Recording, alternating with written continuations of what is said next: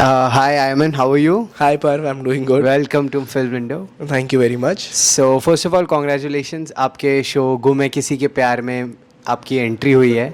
So, उसके लिए congrats. Thank you very much.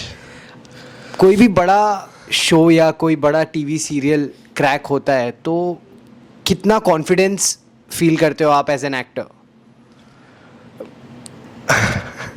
कोई भी चीज़ अगर आप क्रैक करते हो ना, टीवी शो बड़ा हो या छोटा हो, एज एन एक्टर आपको बहुत कॉन्फिडेंट फील होता है बिकॉज एक सिलसिला सा शुरू हो जाता है कि हर रोज़ आप कम से कम 5 से 10 ऑडिशंस दे रहे हो, खुद ही बना बना के भेज रहे हो और उनका ना रिस्पॉन्स आता नहीं है. बहुत ही नॉर्मल हो जाता है एक एक्टर के लिए.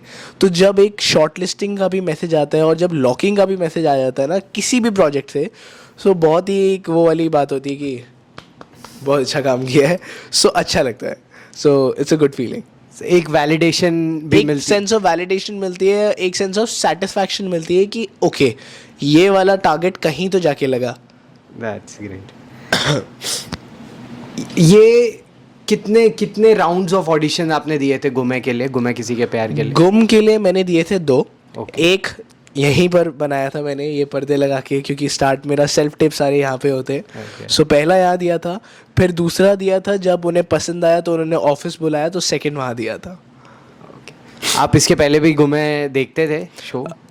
नहीं नहीं देखता था. अब तो देखना ही पड़ेगा. अब देखना पड़ता है. अब देखने में अच्छा भी लगता है क्योंकि खुद को भी देखते हो प्लस कहानी. पहले वो वाला जॉनरा जो था, टीवी जो था, मैं ज़्यादा देखता नहीं था, ज़्यादा कंज्यूम नहीं करता था क्योंकि एज हम सारे जो है बिगड़े हुए बच्चे हैं, फायर टीवी वाले बच्चे हैं, तो हमने ज़्यादा टीवी देखा ही नहीं है. हमने देखा है तो क्रिकेट मैचेस देखे हैं. बट पहले मैं बहुत अपनी दादी के साथ बैठ के बहुत डेली सोप्स देखता था. बट उसके बाद वो जब आप बड़े हो जाते हो ना तो आपका जो यूट्यूब से ज़्यादा इंक्लिनेशन हो जाता है, सो आप टीवी कम देखते हो. बट अब आप started to watch it again. इसके पहले आपने डंकी में असिस्ट किया है, दी कपल्ड में असिस्ट किया है, तो मुझे स्पेसिफिकली जाना, मैं भी एक एक्टर हूँ तो मुझे भी जाना था कि डंकी में शाहरुख खान सर भी थे, तो क्या क्या क्या ऐसा अलग है कि वो शाहरुख खान है? क्या ऐसा देखने मिला आपको वाइल असिस्टिंग हिम? यार it's for an not even an actor, for everybody who's working in films, it's a dream to work with Shahrukh sir. और मैं बहुत लकी फील करता हूँ अपने आप को कि हाँ मैंने उनके साथ पहले डंकी करी, फिर एक ऐड भी करी, तो वो मुझे बहुत अच्छा लगता है. पर जो डंकी में जो मेरी फीलिंग थी ना वो ऐसी थी कि डंकी मैंने पिक्चर उठाई, उसका जो रीज़न था ना करने का वो यही था क्योंकि शाहरुख सर है उसमें और मेरे दिमाग में और कुछ नहीं चल रहा था. नो ऑफेंस कि इतने दिग्गज लोग हैं उसमें, राजकुमार हिरानी, सब इतने बड़े लोग हैं उस पर, बट ओनली वन रीज़न वो शाहरुख सर, कि शाहरुख सर है तो मुझे वो फिल्म करनी है. एंड मुझे आज भी याद है कि मैं ना, हम लोगों का 3-4 दिन हो गया था और मैं वेट कर रहा था कि शाहरुख सर आज सेट पे पहली बार मुझे दिखने वाले थे. मतलब उससे पहले मेरा शाहरुख सर के साथ इंटरेक्शन नहीं था क्योंकि मैं उसमें एक स्केड में काम कर रहा था. तो वो जब आने वाले थे ना तो मैं पूरे दिन से बस ऐसे हम आउटडोर शूट कर रहे थे, लेफ़्ट राइट देखी जा रहा हूँ कि कब आएंगे Shahrukh sir. And I still remember कि 12 बजे के करीबन मीरा रोड में हमारा शूट था. वो आए थे एंड अपनी कॉन्वॉय के साथ, मतलब उनकी 3-4 गाड़ियाँ चल रही थी और मैं दूर से ही देख रहा हूँ और मैं बस, मेरा मन कर रहा है कि मैं सेट छोड़ के बेस पे चला जाऊँ क्योंकि वहाँ पर वो रेडी होने वाले हैं, बाहर निकलने वाले हैं.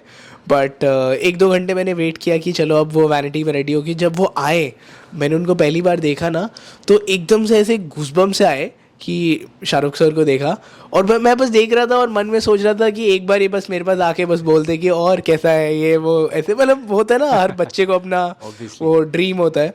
सो I was just waiting, he was standing.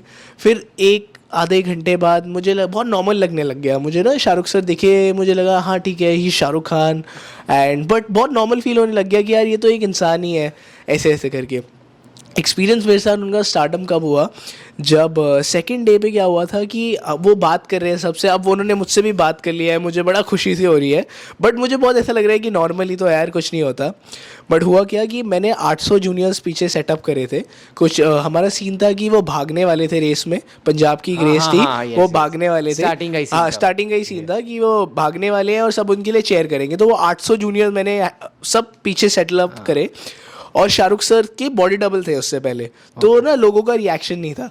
तो जैसे ही शाहरुख सर मेरी तरफ ऐसे चल के आ रहे हैं और मैं उनकी तरफ चल के जा रहा हूँ, तो 800 लोगों ने पीछे से एक ही टाइम पे शाहरुख खान बोला। और जब 800 लोग आपको पीछे से बोलते हैं ना एक ही चीज़ इतने फोर्स से, मेरे गूज़बम्प्स, पूरा स्टारडम, उनका मुझे सब रियलाइज़ हो गया कि इंसान ने क्या किया है। सो आई गेस वो एक एक्सपीरियंस था जो मैं कभी नहीं भूल पाऊंगा, जिससे मुझे उनका स्टारडम ऐसे पूरा फील हुआ था कि कैसे उन्होंने लोगों के दिलों पे राज कर रखा है। एक्टिंग में जाना है या एक्टिंग करना है, ये चीज़ आपने कब डिसाइड करी? क्या ऐसा लाइफ में चेंज आया कि, या फिर शुरू से ही यही प्लान था? देखो वो शुरू से, मतलब जब बचपन में होते हो ना, तो एक स्कूल बॉय की 3 ही ड्रीम्स होते, 3 या 4। या तो मैं एक्टर बनूंगा, या तो मैं फाइटर जेट पायलट बनूंगा, आर्मी वाला बनूंगा, या फिर मैं अपना कोई रेसिंग या मतलब ऐसी ड्रीम्स होते हैं, ठीक है, या क्रिकेटर बनूंगा, जो सबसे बड़ा सबका होता है कि हम 4 की ये तो करना ही है। तो इनिशियली ड्रीम तो वहाँ से था कि एज एन एक्टर मेरे को बड़ा बनना है, पर आपको जब पता नहीं होता है कि इसके लिए करना क्या है क्या नहीं, और आप जब बड़े होते जाते हो ना, तो आप इन ड्रीम से दूर होते जाते हो, क्योंकि आपको रियलाइजेशन होती है कि अरे यार एक्टर बनना तो है, बट दुनिया, क्योंकि आप पढ़ते रहते हो कि अरे नहीं मुझे काम भी करना है, ये भी करना है। बट फिर मैं 12th में था, मेरे को बहुत लेट रियलाइजेशन हुई थी, क्योंकि मैं एक्टिंग बहुत टाइम से करता आ रहा था। बट 12th में मुझे रियलाइज़ हुआ, जब मैं थिएटर करता था, नुक्कड़ नाटक करता था स्पेशली, कि यार मुझ में एक बात है, मुझे ऐसा लगता था, तो मुझे इसे ट्राई देना चाहिए। ऐसा मैं सोच के ऑनेस्टली आया इस तरफ कि मुझे इसे ट्राई देना चाहिए, क्योंकि मैं रिग्रेट नहीं करना चाहता कि मैंने इसे ट्राई भी नहीं दिया। एंड सिर्फ उस ट्रायल के लिए मैंने एक फ़िल्म स्कूल ज्वाइन किया 3 साल के लिए, क्योंकि मुझे ऐसा था कि अगर मैं 3 साल इस फिल्म स्कूल में पढ़ लूँगा, तो मैं एज एन एक्टर नहीं तो एज ए ह्यूमन बीइंग बहुत बढ़ जाऊँगा। बिकॉज ऐसे स्किल सेट्स आपको सिखाते हैं टू बी एन एक्टर कि आपको लाइफ में वो हर जगह काम आते हैं, कॉपरेट हर जगह, मतलब स्पोकन स्किल, कॉन्फिडेंस। मैं बहुत ही अंडर कॉन्फिडेंट बच्चा था स्कूल में, बट अब because of the film school, because of the line I am in, कि अब वो चीज़ें निकल के आई है, and I feel it made me a better human being. So there is what I thought कि अब मुझे एक एक्टर बनना चाहिए, और मैं ऐसे शुरू हुई मेरी journey. Okay, that's really great. Actor है तो जाहिर सी बात है फिल्में देखने का बहुत शौक होगा, और एक कोई फेवरेट एक्टर भी होगा जिसके परफॉर्मेंसेस बहुत ज़्यादा आपको हमेशा सरप्राइज करते होंगे, बहुत अच्छे लगते होंगे। तो कौन सी है वो आपकी फेवरेट फिल्म और एक फेवरेट परफॉर्मेंस किसी एक्टर का? मेरी फेवरेट फिल्म्स तो बहुत सारी है, टू बी वेरी ऑनेस्ट। मतलब बहुत सारी फिल्म मुझे पसंद है, लेकिन एक फिल्म जो बोलूँगा ना, जो मेरे दिल के बहुत करीब है, वो है छिछोरे।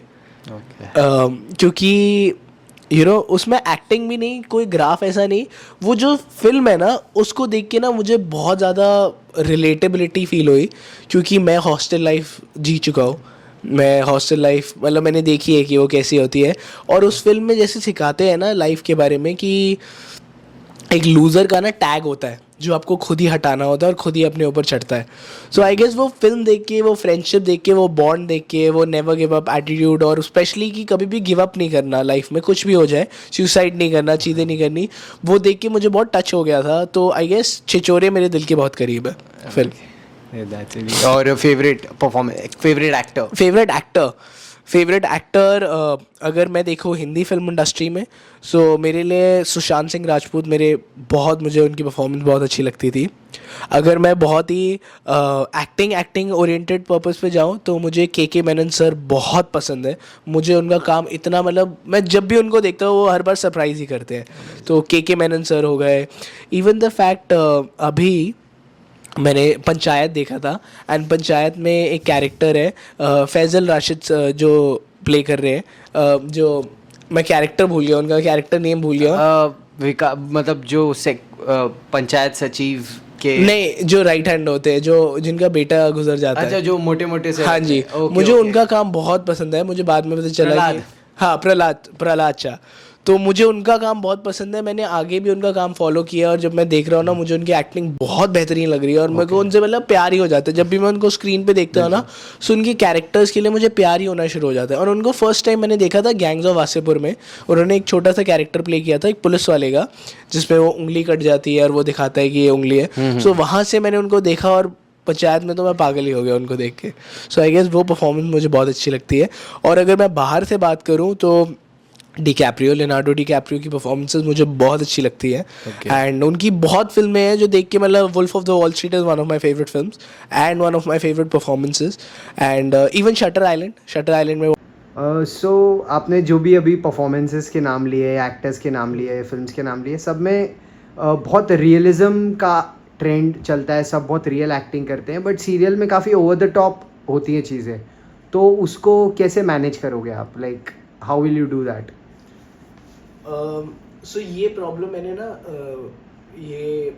मैंने थोड़ा सा फेस करी थी इनिशियली कि जब मैं गया ना तो मुझे रियलाइज़ हुआ कि जो डेली सोप सीरियल्स है उसमें जो कहानी है ना वो थोड़ी नॉर्मल लाइफ से अलग होती है, मतलब वो ओवर द टॉप होती है। इवन द फैक्ट जो राइटिंग होती है ना वो थोड़ा अलग होता है। जैसे अगर कोई बीमार है तो हम असली लाइफ में ऐसे रिएक्ट करेंगे कि फटाफट उसको उठाएंगे और उसको लेके जाएंगे, उससे ज़्यादा बात नहीं करेंगे। बट डेली सोप में उल्टा होता है कि अगर कोई बीमार है तो हम 5 मिनट वहाँ खड़े होकर उससे बात करेंगे और फिर उसको लेके जाएंगे। तो ये चीज़ मैंने रियलाइज़ करी कि ये जो स्ट्रक्चर है ये ऐसा ही है। सो उसमें आपको थोड़ा सा अपने एक्टिंग को बेंड करना पड़ेगा और एक तरीका निकालना पड़ेगा कि वो भी रियलिस्टिक लगे। सो ये थोड़ा सा टाइम लगा फिगर करने में, बट अब मेरे ख्याल से वो फिगर होना शुरू हो गया है कि अब वो रिएक्शन जो होता है ना वो अकॉर्डिंग टू द स्क्रिप्ट होता है, वो अकॉर्डिंग टू द सिचुएशन होता है। उससे मैं रियलिज्म का जो ग्राफ होता है ना उसको हटा देता हूँ, बिकॉज एक्टिंग बहुत रियलिज्म में आती है अलग अलग तरीकों में। अगर आप रियलिस्टिक होगे ना तो आपका रिएक्शन उस टाइम पे आएगा नहीं, बट अगर आप उस सिचुएशन को डिफरेंट पर्सपेक्टिव से देखोगे ना और आप अपने आप को थोड़ा डिले कर दोगे तो मेरे ख्याल से आप उस प्रॉब्लम को फिगर कर लोगे और सॉर्ट आउट कर लोगे और एक्टिंग उस हिसाब से करोगे कि वो सिचुएशन में फिट बैठे। तो ये हुआ है। एक्टिंग के अलावा मैंने रील्स में देखा है कि आपको क्रिकेट खेलने का भी काफ़ी शौक है और स्नीकर हेड भी हैं आप। तो पहले तो क्रिकेट का ये बताइए, फेवरेट क्रिकेटर कौन है आपका? मेरा फेवरेट क्रिकेटर है रोहित शर्मा। ओके। और पहले विराट कोहली थे पर अब रोहित शर्मा हो गए, बस क्योंकि जिस तरीके से उन्होंने लीड किया इंडियन टीम को मैं तो फैन हो गया हूँ और इसलिए रोहित शर्मा। तो आईपीएल टीम तो पूछने की ज़रूरत ही नहीं है। आईपीएल टीम ना मेरा बहुत अलग वो है, मैं किसी भी टीम को सपोर्ट नहीं करता हूँ टू बी वेरी ऑनेस्ट, क्योंकि मुझे पता नहीं क्यों ऐसा लगता है कि at the end of the day तो सब अपने हैं, तो मुझे ऐसे कोई सपोर्ट की वो नहीं होती। और मैं ऐसे कोई डाई हार्ड फैन नहीं हूँ क्रिकेट प्लेयर्स का। मैं क्रिकेट का बहुत बड़ा फैन हूँ, मैं इंडियन टीम का बहुत बड़ा फैन हूँ, पर मैं ऐसे नहीं हूँ कि मतलब कि मुंबई इंडियंस है या चेन्नई है या फिर कोई और टीम है तो मैं उनको ऐसे सपोर्ट करूँगा। जो भी अच्छा खेलेगी ना मैं उस साइड पे हो जाता हूँ, तो मैं ऐसा फैन हूँ डोमेस्टिक क्रिकेट का। Okay, that's good. Reality shows में इंटरेस्ट रखते हैं आप? कौन सा रियलिटी शो में जाना पसंद करेंगे? रियलिटी शोज में मैं इंटरेस्ट रखता था जब मैं छोटा था, अब नहीं रखता हूँ। कोई रियलिटी शो जिसमें मैं पहले जाना चाहता था वो था बिग बॉस, रोडीज, स्प्लिट्सविला। वो जब मैं बहुत छोटा था ना तब मुझे लगता था कि यार क्या कूल है, क्या फैसिनेटिंग है, तो मैं उसमें बहुत इंटरेस्ट रखता था। बट अब मेरा थोड़ा सा इंटरेस्ट उसमें से उठ चुका है और अब मैं बिल्कुल अलग चीज़ों में अपना ध्यान देना चाहता हूँ। So thank you so much, Ayman, for the interview and all the best for your future. Thank you.